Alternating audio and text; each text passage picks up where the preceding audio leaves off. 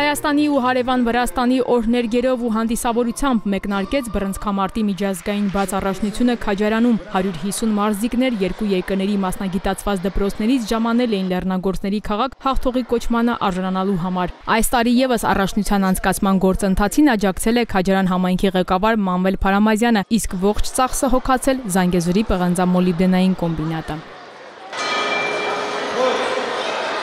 Սյունիքի մարզի բռնցքամարտի ֆեդերացիայի շնորհիվ երկրորդ տարին է արդեն առաջնությունը միջազգային ձևաչափով է անցկացվում։ Թեժ պայքարում ուժերն են չափում հանրապետության տարբեր քաղաքների, այդ թվում Կապանի ու Քաջարանի, Թբիլիսիի ու Ջավախքի ուժեղագույն մարզիկները։ Նրանց մեջ են Հայաստանի եւ Եվրոպայի մրցաշարերի հաղթողներ։ Մենք 150 մարզիկ ենք բերել Քաջարան քաղաք եւ ինչ ենք ասում։ Ասում ենք, որ Քաջարանը բացի այն, որ արտադրական քաղաք է եւ հագեցած սպորտային կյանք ունի։ Մեր թիվը ել ավելի կշատանա, տեսեք, բոլոր մասնակիցները, մարզիչները մոտենում են մեզ, իրանց 3 օր է արդեն այս մրցաշարը տևում է, իրանց շնորհակալական խոսքն են ասում։ Գեղարքունիքի մարզից մասնակցում է Ճամբարակի եւ Մարտունու բռնցքամարտիկները, թվով 30 բռնցքամարտիկ, ունենք եւ Հայաստան Հանրապետության հաղթող եւ մրցանակակիր բռնցքամարտիկներ։ Բաց առաջնությունն ընթանում է միջազգային ու հանրապետական կարգի մրցավարների խոշորացույցի տակ եւ ահա կյանքի առաջին ոսկե մեդալը նվաճեց 9-ամյա Անդրեան Թբիլիսիից։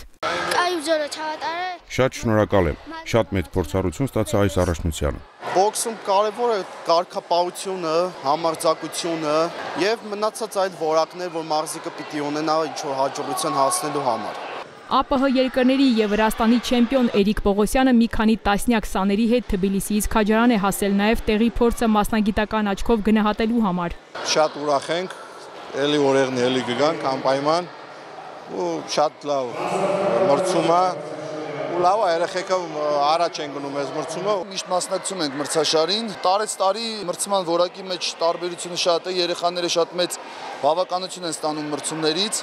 Ֆիզիկական, տեխնիկա-տակտիկական որակները բնականաբար ռինգում ամեն ինչ երևում է, մեր կատարած աշխատանքը այստեղ է երևում։ Թեժ պայքարից հետո հաղթողը անմիջապես շտապում է պատվանդանին զբաղեցնել տեղը, իսկ ոմանք էլ սովորում են պատվով պարտվել ու մրցակցի ձեռքը սեղմել։ Բռնցքամարտը նաև հոգեպես է կոփում։ Քաջարանցի սևակը հույզերը մի կողմ էր դրել։ Այս առաջնությունում 28-րդ մեդալը նվաճեց։ Այսօր մրցակից Սիսյանից էր,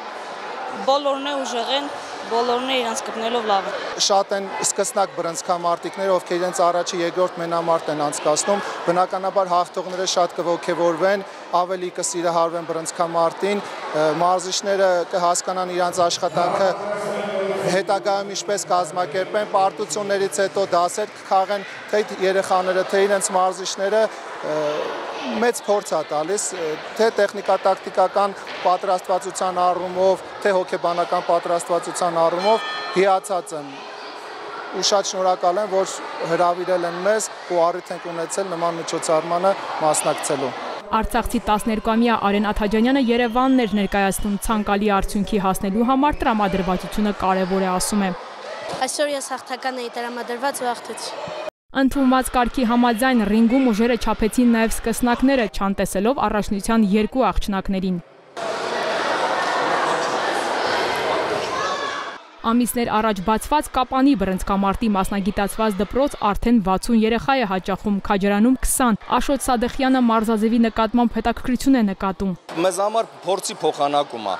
Երեխաների մոտ նաև այդ բարոյահոգեբանական այդ շեմը իրանք հաղթահարում են ռինգ մտնելով, իրանք հակառակորդների հետ մարտնչելով։ Բաց առաջնության մասնակիցների թվով առաջատարները Քաջարանը, Կապանն ու Սիսյանն էին, իսկ նվաճած ոսկե մեդալների քանակով Մարտունի քաղաքն ու Երևանը, առաջին եւ երկրորդ կարգի մրցանակակիրները պարգևատրվեցին մեդալներով ու պատվոգրերով, մարզիչները հուշանվերներով։